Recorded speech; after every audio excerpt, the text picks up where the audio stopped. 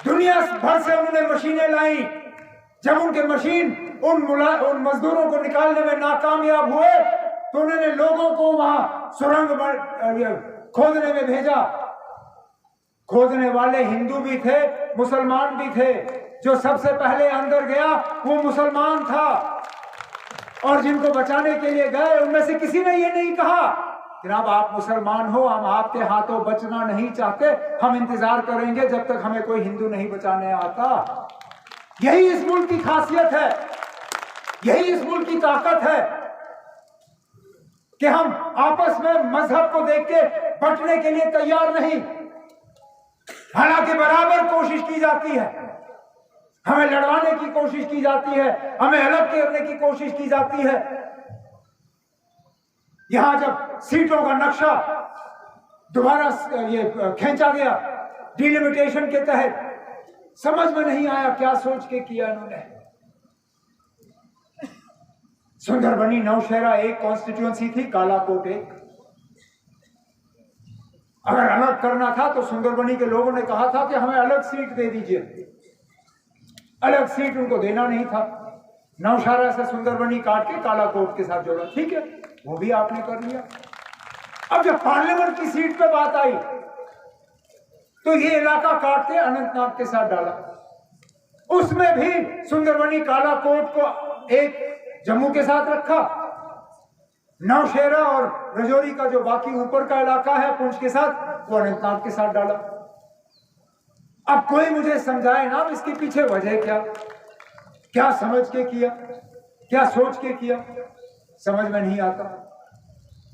लेकिन इतना मैं आपसे जरूर कहूंगा, जो होता है अच्छे के लिए होता है। आपका जम्मू का एमपी आपको दिखता नहीं था, जम्मू का एमपी आपसे वोट लेता था, फिर आपके काम नहीं होते थे। लेकिन इस बार मैं आपको यकीन से कहता हूं, नेशनल कॉन्फ्रेंस का उम्मीदवार यहां से वो होगा जो नौशहरा में भी दिखेगा, जो रजौरी में भी दिखेगा, जो पुंछ में भी दिखेगा, जो अनंतनाग में दिखेगा, जो कुलगाम में दिखेगा, जो वच्ची में दिखेगा। बेहतरीन से बेहतरीन उम्मीदवार नेशनल कॉन्फ्रेंस की तरफ से हम आपके सामने पेश करेंगे, ताकि इस बार जब आप एमपी को वोट दोगे तो नेशनल कॉन्फ्रेंस के एमपी को वोट देके आप यहां से कामयाब करके भेजोगे, ताकि सही माने में आपकी नुमाइंदगी होगी, सही माने में आपके जज्बातों की तर्जुमानी होगी, सही मानों में आपके हकूक के लिए लड़ा जाएगा और आपकी आवाज जो है वो बुलंद की जाएगी वहां पे। मैंने बहुत सुना था अपने मेजबान सुरेंद्र चौधरी साहब के बारे में। मैंने सुना था कि बड़े मेहनती हैं, बड़ा काम करने वाले हैं, लोगों के साथ इनका तालमेल बराबर का रहता है, अपने इलाके को बहुत संभाल के रखा हुआ है। लेकिन सुनने में और देखने में बड़ा फर्क होता है। सुना मैंने बहुत था, लेकिन जितना सुना था शायद कम था। आज आंखों सामने ये जरूर साबित हुआ था कि जितनी मैंने आपकी तारीफ सुनी थी कम सुनी थी। अब मुझे अपने साथियों से जरूर गुजारिश करनी होगी, खासकर अपने एडिशनल जनरल सेक्रेटरी जनाब अजय सरोत्रा साहब से और अपने सूबाई सदर जनाब रतन लाल गुप्ता से। जनाब, ये तो जाहिर है कि मेहनत करने वाले आदमी हैं, इनको जाया होने मत दीजिए ना। ये नेशनल कॉन्फ्रेंस के लिए बदकिस्मती होगी अगर हम सिर्फ इनको नौशहरा तक ही बांधे रखें।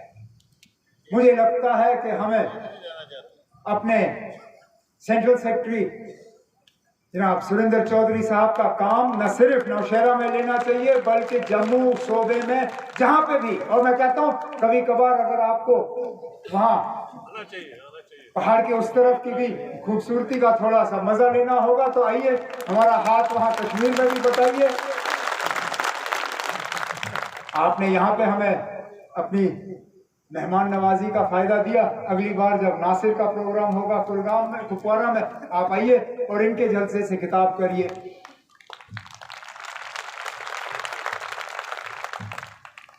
मैं आप लोगों को सिर्फ एक यकीन दिलाना चाहता हूँ, क्योंकि काम तो यहाँ बहुत गिने गए, चाहे वो कॉलेजेस के हिसाब से हो, चाहे बाकी चीजों के हिसाब से हो, करना बहुत कुछ है।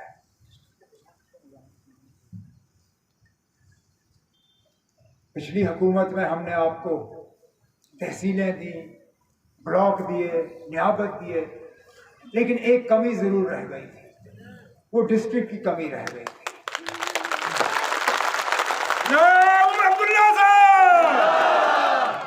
मौका मिलेगा, ऊपर वाले ने चाहा और एमएलए हमारा अपना होगा।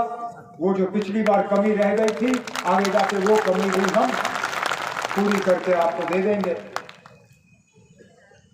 उम्मीद सिर्फ यही है कि इस झंडे को आप मजबूती से थाम के रखें।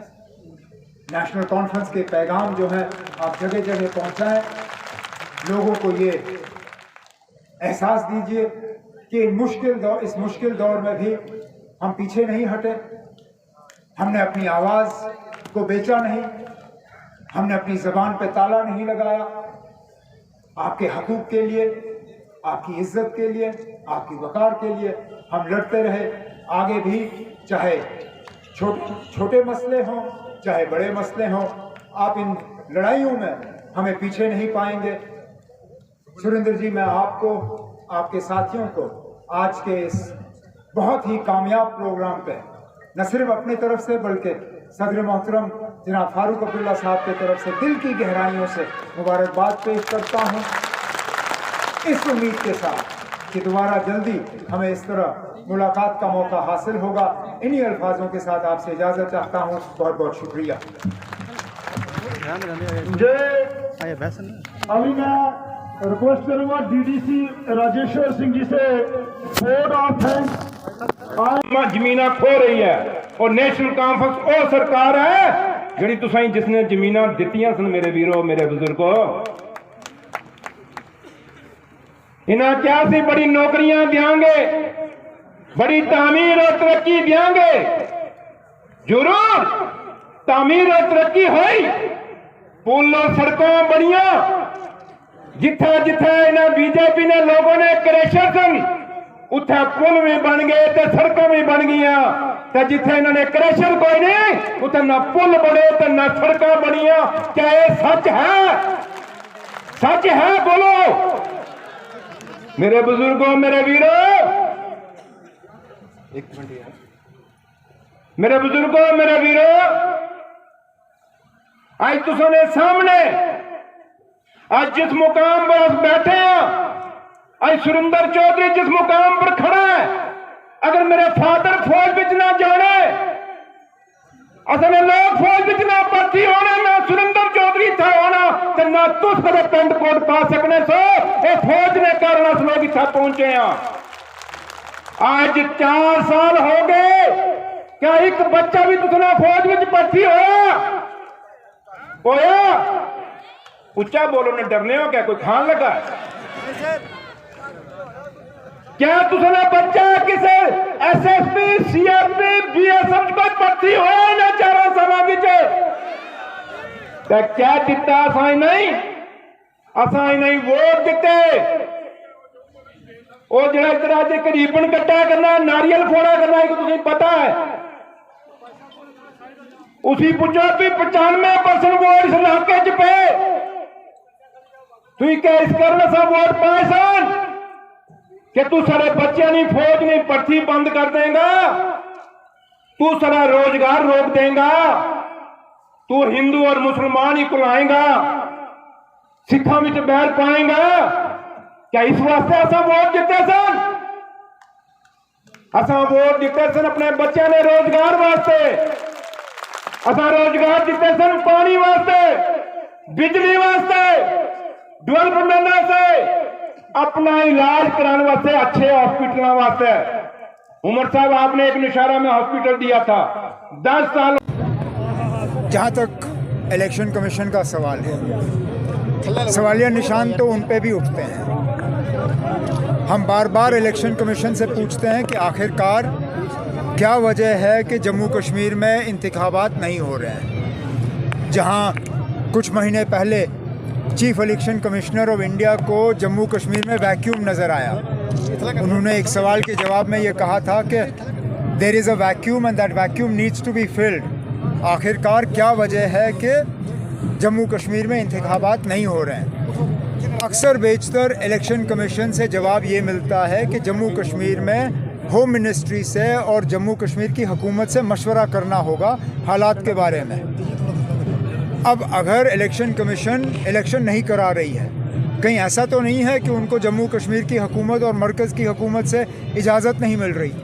और अगर ये बात सही है तो फिर सीधा सीधा इसके पीछे वजह यह है कि बीजेपी वाले यहाँ इलेक्शन नहीं कराना चाहते। लेकिन हम दोनों, बीजेपी और इलेक्शन कमीशन को इसके लिए कसूरवार ठहराते हैं। दोनों का फ़र्ज़ है यहाँ इलेक्शन कराना।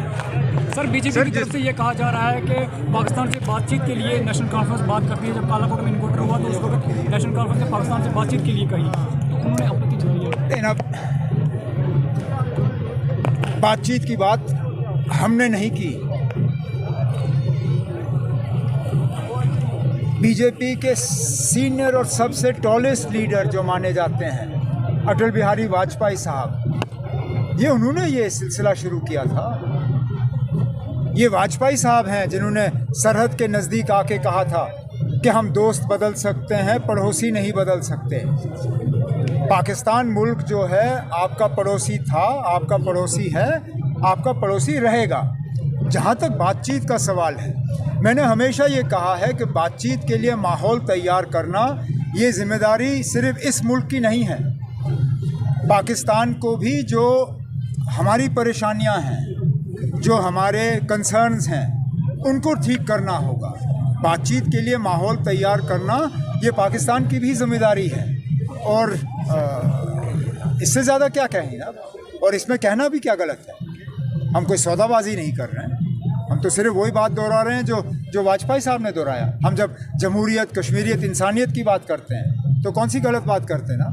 जमहूरियत की बात बार बार जब हम करते हैं तो हम वही बात दोहरा रहे हैं जो हमें वाजपेयी साहब ने विरासत के तौर पे यहाँ छोड़ा है। मुझे नहीं लगता इसमें कोई गलत चीज़ है इसको दोहराना। और जम्मू कश्मीर में सिर्फ भाजपा कहती है कि भाजपा 50 के पार होगी, हम इलेक्शन के लिए कब भी तैयार हैं, लेकिन क्यों नहीं इलेक्शन, अगर तैयार है इलेक्शन क्यों नहीं करेंगे? एमपी साहब भी यहीं पे हैं, बीजेपी के स्टेट प्रेसिडेंट भी यहाँ पे हैं।